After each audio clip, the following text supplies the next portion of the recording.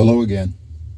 You know, Caleb was an 8-year-old, precocious little boy, and Mom had been cooking supper, but she went to check on the laundry, so he thought he'd sneak into the kitchen and get in a cookie jar.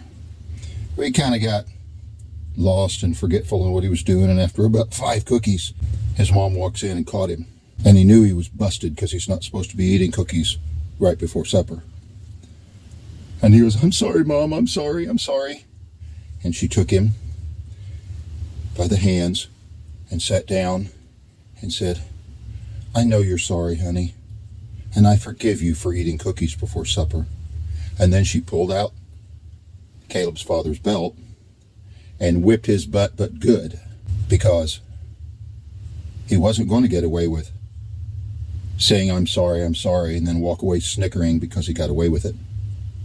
Remind me of Numbers chapter 12. You know, Aaron and Miriam were gossiping and talking to each other about the fact that Moses had married a black woman, and they just didn't like that. God heard it, and he came down, and he took Moses, Aaron, and Miriam aside, and he dressed them down for their behavior. And then God left, and when he left, they looked at Miriam, and God had given her leprosy, because God don't put up with crap. And Aaron panicked and threw a fit and begged Moses to plead with God over it. So Moses went to God and asked him to heal Miriam. And God said, okay.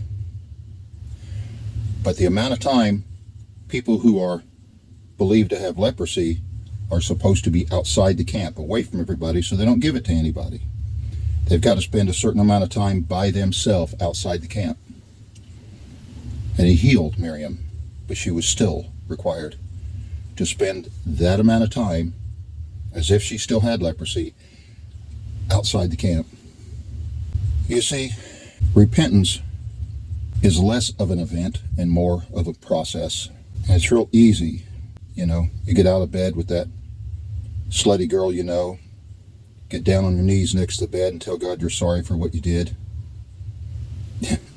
Yeah, we've all been there. And the next day you're right back in that same bed. That's not repentance. Repentance is less of an event and more of a process. And consequences are involved in that, because God's just not going to let you say you're sorry, then walk away snickering, thinking how you got away with it again.